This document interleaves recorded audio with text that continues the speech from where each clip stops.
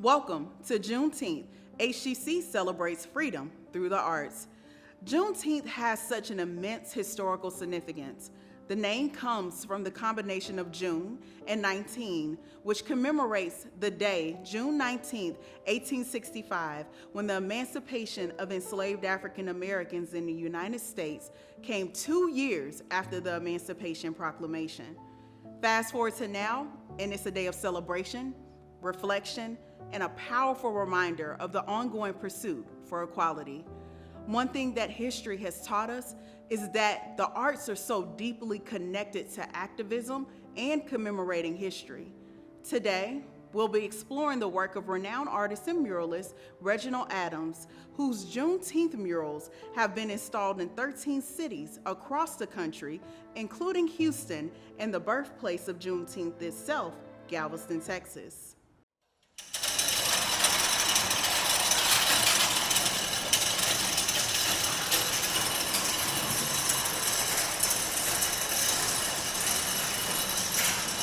Well, I'd like to say I'm the little boy who loved to draw, who never grew up. So I've had a love affair with art really my entire life. I think I had to become an adult before I realized I needed to nurture that little boy who loved to draw. But I can think of so many moments as a child where my creative abilities were being kind of embraced by my either immediate family or school friends that saw innately I could draw anything I'd put my eyes on. And I think when you see a child so in love with something they enjoy doing and creating, I think we're all kind of drawn to that. I was nurtured in that, and that never changed until today, where people still celebrate and enjoy the artwork that I get to create. Well, I can think of one pivotal experience that I had when I was probably about 5 years old, and I was in kindergarten. At that time, my drawing abilities were exceptionally developed for a 5-year-old, because I was always drawing my action figures, cartoon characters, pretty much anything that stood still long enough, I was going to try to sketch it out. So I remember the assignment for the day was all the students were challenged with learning their basic shapes and basic colors. And we were all given about 8 or 9 different crayons, or maybe the small box of crayons, and paper to then transfer what we saw on the wall onto our paper, draw our basic shapes, draw a square, triangle, circle, etc. And I was really excited because I had, a trick up my sleeve. So as the teacher is making her way throughout the classroom and she makes her way around to me, she's giving other kids direction. I was done by the time she got to my desk. And I remember her asking for me for my paper, and she raised it above her head and she was like, "Everybody, I want y'all to look at Reggie's work." And then she begins to tear my paper into pieces, and I'm devastated. She then takes my crayons and she crushes them, and all the other kids are kind of like, what's going on? And it was a very riveting moment. But then she then tells the students the reason why she destroyed my work and that I needed to start over was because I did not follow direction. I didn't do exactly what was asked. What did I do? I took my square and I turned it into a cube. I took you can draw a square and connect the ends.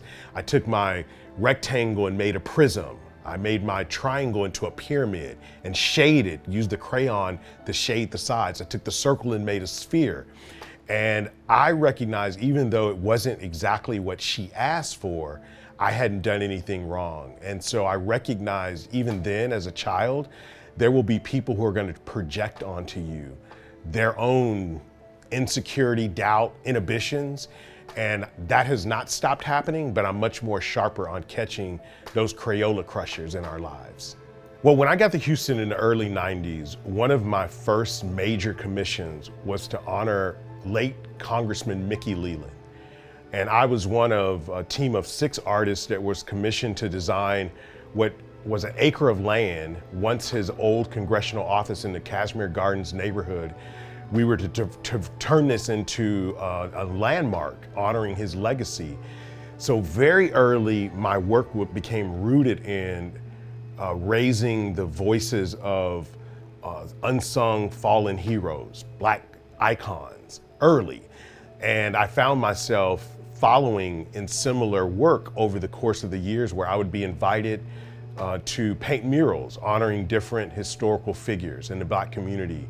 And so in 2020, when we were invited to create the mural in Galveston, Texas, the birthplace of Juneteenth, that really kind of solidified my role in knowing that public art was going to be my tool in helping tell the story of Black history, the pursuit of freedom, and ultimately what has now formed the Absolute Equality Juneteenth Mural Project. To be able to see that your artwork is speaking to such, one, a broad audience, because when you put public art in the public realm, when you paint a mural on the side of a school or a building or a park, no matter who you are, you get access and exposure.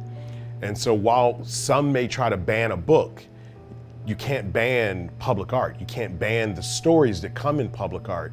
And I've learned the value of, as an artist, to have that type of platform. So when I started thinking about what do I want to put into my messaging, because I have such an outward platform, the story of my culture, the story of the fight for freedom became even more important. And so to be able to do this kind of work in the public realm is critically important, especially as we see a lot of voices and histories being erased, being diminished, and sometimes just ignored. And being able to put that history into the public setting in such an outward way is very important to me. There's so much information that's out here right now. We're living in this like intensely digital, infused, social media driven society. And it's hard to know what's true. It's hard to know what's factual. And as a Black American, as an African American, a lot of the media that portrays people that look like me isn't positive by and large. And so to be able to tell the stories of folks, ancestors, others who have fought for freedoms that I get to enjoy, the privileges that I get to appreciate as an artist, to do what I do, to make a living off of my creativity, I know it's part of my responsibility back to them, back to the efforts that they've made to paint these stories of people that look like me doing positive things. And to be able to do it in such an outward, open, public setting, I hope only inspires young people to know that they're more than what they may be told or they may be shown they are in mass media. For someone who may be completely unfamiliar with Juneteenth, what I hope these murals do is start a conversation. Perhaps open a door to learn about perhaps somebody in the mural. Maybe it's a historical figure, maybe it's a setting in one of these murals, so that that individual may be able to expand their own understanding of moments in time in American history that oftentimes are never really taught or maybe even spoken about. And we hope that each mural creates that type of conversation, new dialogue within those communities, so people can really understand it wasn't just about a day that something happened, but really about this era of time where we move from a very dark age of enslaving people to this space now where we have these freedoms, but even now that we have them, what are we doing with our freedoms? And I would hope that the murals are inspiring enough to create those types of conversations. I remember when we were in Galveston bringing the mural to life, and there was a team of 6 of us. The mural's at the old Galveston Square, the intersection of Strand and Kempner, right Main Street, Galveston, downtown Galveston. And we were about 90% done with the mural, and it was a beautiful Saturday morning. A lot of folks on the Strand taking pictures and videotaping us painting. Mind you, there's 6 artists in hydraulic lifts basically painting along this giant wall, 5,000 square feet of building canvas. And there was this overwhelming sense of just pride that came over me when I saw these people looking at what we're doing. And I made this connection around 160 years ago, my ancestors were being traded like cargo in the very building that I'm painting their story of liberation. I would have been their wildest imagination. I would have been their craziest dream that in the future, a Black artist would be compensated to paint their story on the same building they were being traded. And so I'll never forget that. It becomes a driver for me, a motivator, that I'm not doing this for Reginald's portfolio or for the media attention, which is great and it's beautiful and my mom loves it. But this is really to inspire other children so that they could see themselves and understand the greatness of their own culture, the greatness within themselves, and hopefully not be afraid to pursue their own dreams. And that moment reminds me that I cannot give up, no matter how hard it becomes, in telling these stories. But before we get to how Adams' work is telling the story of Juneteenth, we'll be traveling to Galveston, Texas, where the story of Juneteenth unfolded in 1865. When I grow up, I want to work in a lab to build robots. From classroom to career, we're with you every step. Register for real-world education at hccs.edu. This is my house. My parents helped build it. I can play, I can study, I can be safe with my family. This is my house. Visit habitat.org to find out how you can help more kids like me. Innovation transforms the world, turning the status quo upside down. Innovation created a healthcare system that not only improves the lives of veterans, it transforms the lives of healthcare professionals with unique opportunities to work with industry thought leaders while serving our nation's heroes. The Department of Veterans Affairs, where innovation ensures those who served our nation are served by the very best. See how a career at VA can transform your future.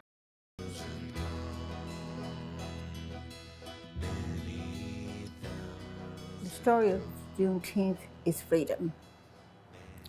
And while there were challenging times, and continue to be challenging times, the whole focus was to eventually become free and be a citizen who was respected and would able to live the lives that they would enjoy. Freedom means having all the rights and privileges of every American in the United States. And if you actually, there are two words in the orders that was issued in Galveston: absolute equality. Now, I would say no country is perfect, but those two words spell out what I guess you would say was promised. So a lot of people would argue that absolute equality is something that is just not our lived experience right now. So in theory, on the books, we have absolute equality, right? Like in writing, we have absolute equality. Those are the two important words in the orders. And in fact, it was placed there on purpose by a General Emory. Gordon Granger didn't write the order. It was written by Emory, a general who was an abolitionist and didn't support slavery, and he made sure those two words were there. So it is a goal, and we know that, let's say the world isn't perfect, we know, but equality to the level of all the Americans should be the focus, and to at least reach the level of everyone else. This is something, there are these pieces, right? Like we know little pieces of it about Juneteenth, especially growing up in Texas. But there's so many things that we just don't know about the history of that specific day, what led up to it. And I would assume that that's why you all felt it was so important to really codify the history in a way that allowed more people to learn about it. So tell us a story about how Galveston got a permanent exhibition here for Juneteenth. It was really after George Floyd's death. The whole world saw what happened, and I guess people start thinking about what they've been told or why they didn't understand it, or what was happening. And eventually I think they discovered Galveston. It's the birthplace of Juneteenth. And GHF, Galveston Historical Foundation, they literally had to stop everything they were doing because they were getting so many telephone calls, emails, texts, people just walking in the office and asking about it. And because we knew the story, and we know also the few people who thought they knew the story had information that was not correct. So for us, it was Dr. Jones, the director, met with our committee and said, we need to do something to tell our story and be sure to print it in a way that is based on real research. So that's how we ended up with the exhibit. It would have been in the main building of Ashton Villa because right now this is the carriage house. Ashton Villa is in need of a great deal of work. So to place it there and they begin working on it, we'd have to move it. So we placed in this small space as much information that we could find. Why do you think it still matters to commemorate Juneteenth? Bottom line, it's a large portion of American history. And when you say celebration doesn't have to be that you're going to a parade or having a banquet and all that. It's just a matter of understanding. Personally, I feel if it's just a day that you want to relax and reflect, just understand why you have the day and recognize it and respect it. What is the significance of the location of the mural? Is there something special about this location that made it very ideal to have a Juneteenth mural? For one, this spot marks the place that General Gordon Granger actually read the General Order Number 3 that freed the enslaved people in Galveston and Texas, because we got the word about our emancipation 2 years late, right? So that's what made it significant. It started here and spread around across not only Texas, but other areas. So that's one of the things that makes it significant, as well as the fact that, it's just 2 blocks, a block and a half away from where slave ships docked. And it's definitely right across the street from slave auction, the largest slave auction in the state of Texas at one time. So it's significant to us in that was our point of entry, right? And the fact that this is the exact spot that General Order Number 3 was read. In 2015, I believe, Sam Collins with Wild Lion Productions, and also the co-founder and co-chair of the Juneteenth Legacy Project, envisioned a marker to mark this spot with its significance being what it is. He felt like this spot needed to be marked. So he, along with the Galveston Historical Foundation, raised funds to get that marker placed. And several years later, well, that was in 2015, I believe, and in 2020, he saw this blank wall that's now where the mural is, and thought, it'd be great to have a mural that adorns that bare wall.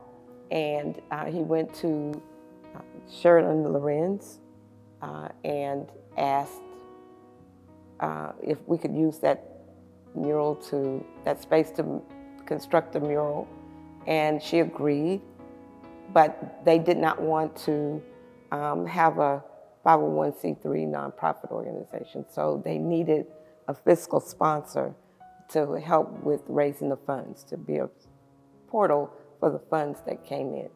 So we became that fiscal sponsor, and we've been tied to it ever since. So when you come to Nia Cultural Center, you'll see the marker on the corner of 22nd and Strand, right here on this block. And then you'll see the mural. And after the mural was constructed, the space that Reginald Adams and his creatives used to prepare the materials to place on the wall, this was their studio. This current site that we now have our art gallery was the studio, right? And so he asked if we could use this spot for that, and we have now been here for 3 years. The Juneteenth Legacy Project, what is the background on that project, and what does it focus on? The Juneteenth Legacy Project was formed in the fall of 2020 with co-chair Sheridan Lorenz.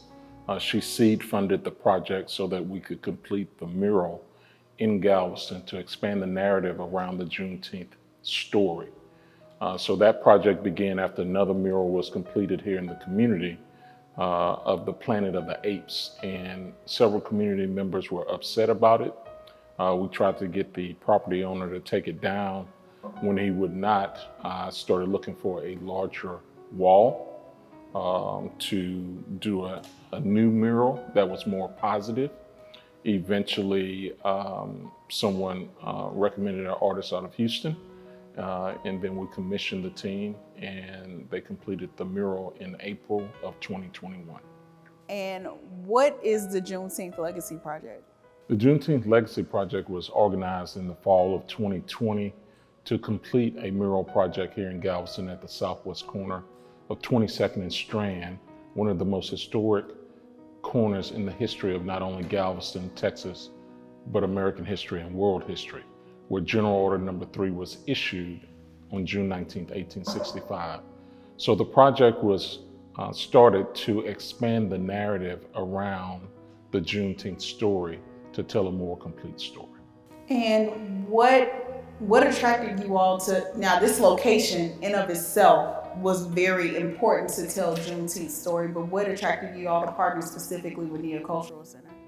Well, the Nia Cultural Center is a longtime nonprofit in the community, organized in 1992, led by Ms. Sue Johnson, the executive director.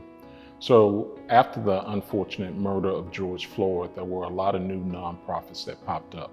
Many of them were sucking the air out of the room and the resources of new donations.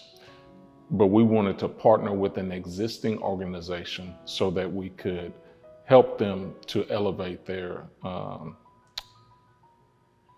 organization in the community. So instead of competing for those dollars, we partnered with the Nia Cultural Center and Ms. Sue Johnson. Take us back to the unveiling of the mural and what it meant for it to be installed 3 days before Juneteenth became a federal holiday. It actually was completed in April of 2021. And then we had the dedication on June 19th, 2021, which was 2 days after the bill was signed into law.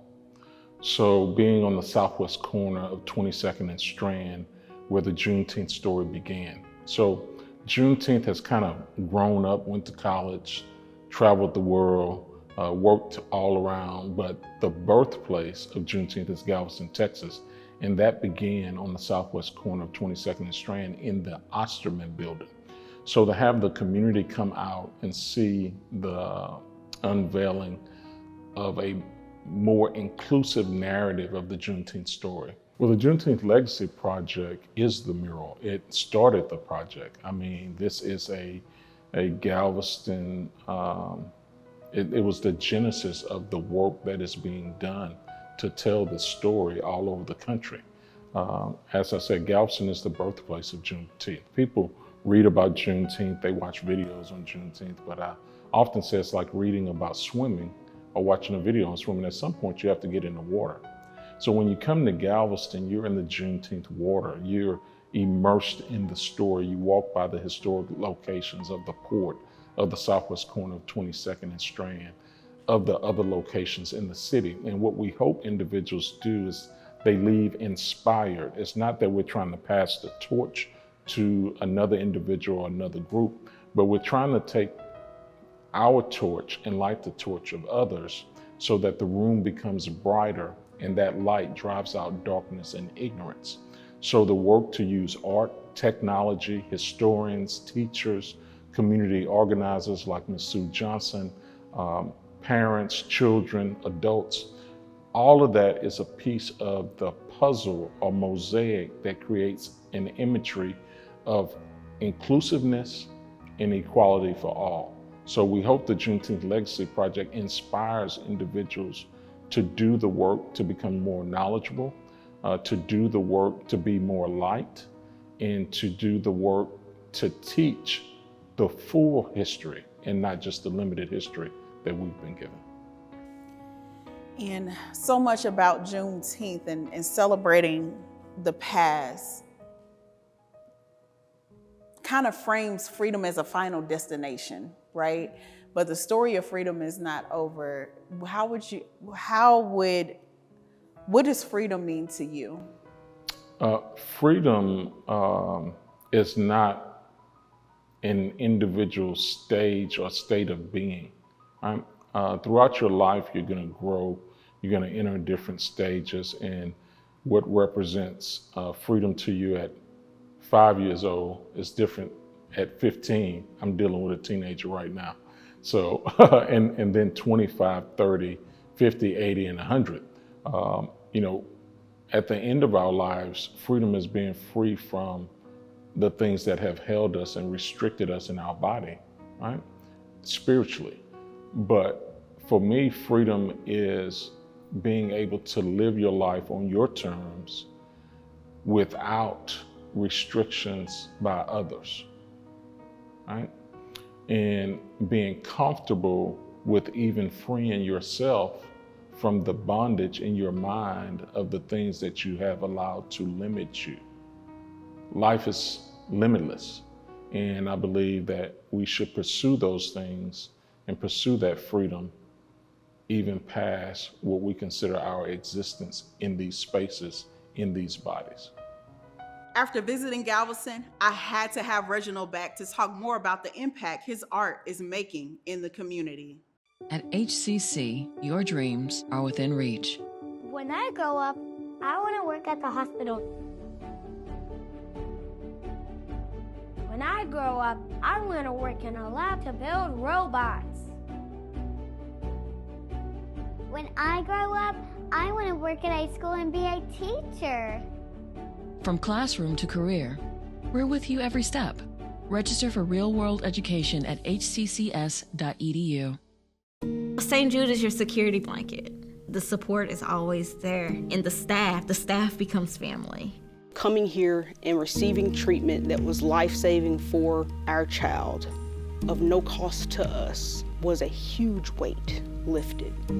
That was God placing people in the right place at the right time to make sure Ashton is okay to be here and live the rest of her life.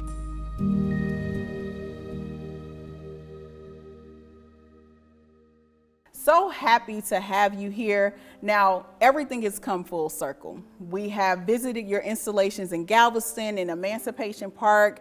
We visited the Juneteenth Museum out in Galveston, as well as Neocultural Center, where your Juneteenth mural in Galveston is. And this is really what we wanted to do, is to see how art can help tell the story of history. So pleased to have you with us today. Thank you for the opportunity for me to share a little more about Juneteenth and the murals. What was really important about the work that we created in Galveston, which is the birthplace of Juneteenth, was really connecting with local historians, community leaders. So I just didn't work from my own limited knowledge and understanding, but it was in that deep dive into the history of Galveston and its role in this now national holiday, where we began to understand all the nuances, the parts that Estevanico played in 1528 when he arrived in Galveston, the role that Major Granger played in announcing the general orders, but also being accompanied by literally thousands of Black Union soldiers. That's information that we don't typically hear about when we talk about Juneteenth, but became really important in this visual narrative that now makes up this massive 5,000 square foot mural that folks can see if they get to Galveston at 22nd and Strand Street. And I love how you frame it as a visual narrative. So often we think words when we think narrative. So that's the beauty of art. And you mentioned a little bit about making sure that it wasn't just your vision for how this visual narrative should come to life. How did you get the community involved in telling the story of Juneteenth visually?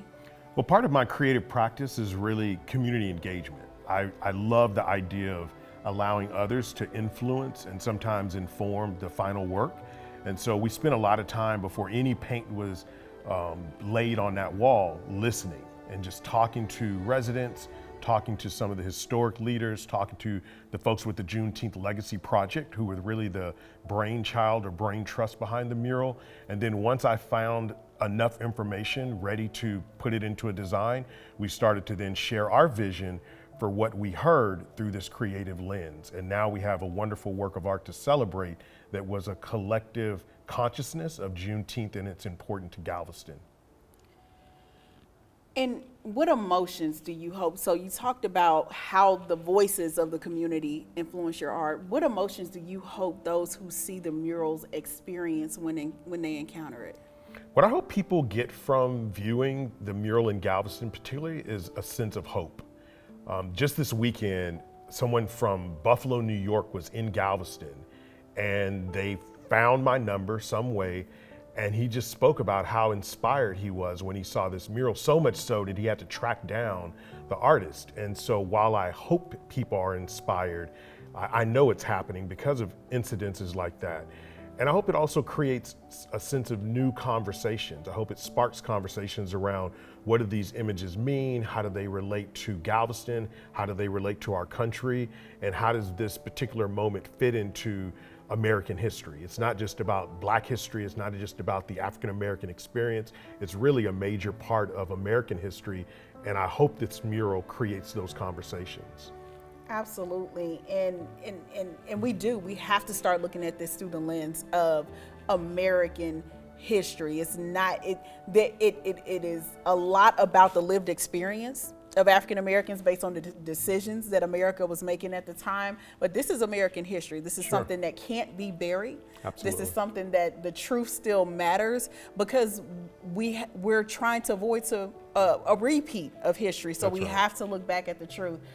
Why do you think now we had a state holiday from Representative Al Edwards, that's right, who is from Houston, Texas, and that was made a state holiday in 1980, and fast forwarding all the way to 2021 when it became a federal holiday. So a lot more awareness of the holiday, but still I think we have a lot of opportunity to build up the literacy around what really happened that led up to Juneteenth. Why do you think it's still, after all this time, crucial to commemorate Juneteenth? Well, for much of what you described, a lot of Americans woke up in 2021 on June the 17th when President Biden announced this new holiday, wondering what is Juneteenth? And even as a Texan, I was aware of Juneteenth, but I had really limited awareness and knowledge of what the holiday was really about.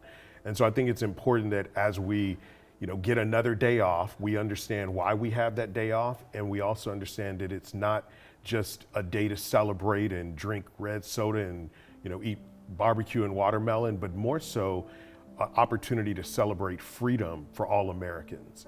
It's not just for Black people to celebrate, but I think we should all be celebrating that moment in American history where all Americans were absolutely free. And right now, a lot of people, where they start, they're in pursuit of knowledge, right? Like we said, Yes. we knew a little bit about Juneteenth, but a lot of people not from the South may not have been from places that have moved here and not heard about the holiday. So a lot of people are in pursuit of knowledge. And to your point around, this is more than a holiday. Your murals give people the opportunity to have something to do specifically to commemorate the holiday in that day. So you have 13 murals across the country. Yes. What are those cities? So for those who are watching, there are a lot of opportunities to be able to experience the artwork.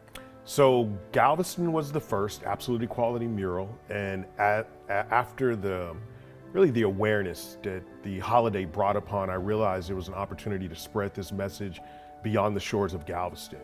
And so the following year in 2022, we produced a mural in Shreveport, Louisiana, and one in Miami, Florida. Each of these murals are produced by local artists. So I commission artists that have the sensitivity, the wherewithal, the experience to carry this work out. In 2023, we produced 6 more murals: Chicago, Houston, Dallas, Detroit, Philadelphia, and then again in Miami. This was largely thanks in part to support from Capital One, who was really a big driver behind helping us bring these murals to these particular markets. And for 2024, we have just finished our 4 murals in 4 cities, bringing it to 13, being in Washington, D.C., in Anacostia, in Denver, Colorado, and Los Angeles. And we're finishing up the mural on Morehouse's campus in Atlanta on the 13th. So this week or soon, we'll be completing all 13 of those murals. Through your art, you really set out to inspire, to spark awareness, yes, to inspire change, and to move people beyond some maybe long-held beliefs. What has it meant for you to inspire people from across, be able to use your art to inspire people across the country? The opportunity to create the Juneteenth mural in Galveston really has just codified my responsibility as a public artist to use the platform, having such a big open space to say something, to take advantage of that, to honor the environment that I have Main Street to say something important.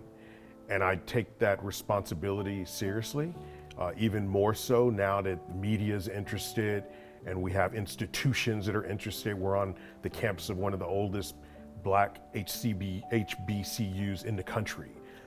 We're in some of the biggest cities in the nation, being able to tell the story of Juneteenth. I don't take it lightly that I get to play a part in turning a mural into a national movement. And I'm just excited to see how it will grow and continue and how things will unfold so that we can, continue to spread the word and hopefully just spread the awareness of the importance of Juneteenth and this idea of the pursuit of absolute equality. Have you had the opportunity to interact with any others who've experienced the mural or experienced the mural in all these different cities? What have you heard from them that's going to help inform your work going forward? Having now been to almost all of the 13 cities that the murals are in, I've received a lot of different feedback from those who are just genuinely curious about the artwork and are each mural different or unique, to folks who are educating me about the people and some of the events that are captured in some of these murals, because every city's mural is unique to that location. While the root story of Granger arriving in Galveston in 1865 with Black Union soldiers is a constant in the story of Juneteenth, that story doesn't resonate the same in Miami or in Philadelphia or in Chicago, because there are freedom fighters in each of these locations that were historically at the forefront of advocating for freedom and the emancipation of Black people during that era. And so I've learned a lot about who and what events marked that era of time. And it's just helped me open my mind up to how deep and rich our story is towards pursuing freedom and emancipation. And now that we have this freedom, what do we do with it? What do I do with it? I continue painting the story of my ancestors and the journey towards absolute equality. Well, we're at HCCTV, and HCC is an institution with programs that are helping up-and-coming artists navigate and refine their skill set. And what you've been able to do with art is a lot of artists' dream, right? To be able to inspire people, to be able to bring along other artists to help cultivate and build their skill set. What is your advice to other artists who want to be able to use art for social change? I would say to an artist or creative, because you don't necessarily have to be a painter per se to be in the arts, is really identify your voice. What's important to you? and then use the skills that you have, whether it be drawing, painting, design, photography, the culinary arts, to say what you have to say and be true to that. And I think as you are true to who you are and you're speaking on things that are important to you, you'll find an audience for that work. But most importantly, you'll be honoring that essence of creativity in yourself, and then you'll find that you can resonate with a lot bigger audience, and hopefully that'll line you up with things that are important that may affect change in your own community. Juneteenth is a celebration of resilience, resistance, and the enduring pursuit of freedom. Our special Juneteenth HCC Celebrates Freedom through the Arts with Reginald Adams offered a powerful reminder of the importance of art, education, and collective action. Be sure to take the time to treat this as more than a holiday. Visit the murals that are a part of Reginald's mural series. Go to the Juneteenth Museum in Galveston. Read, watch more programming like this. Support Black artists and engage in open dialogue about race and equality. Let's honor our past, celebrate our present, and work towards a future where freedom truly thrives. Thank you for joining us for this special presentation. No more driver's lash for me. No more, no more, no more driver's lash for me. Many thousand gone.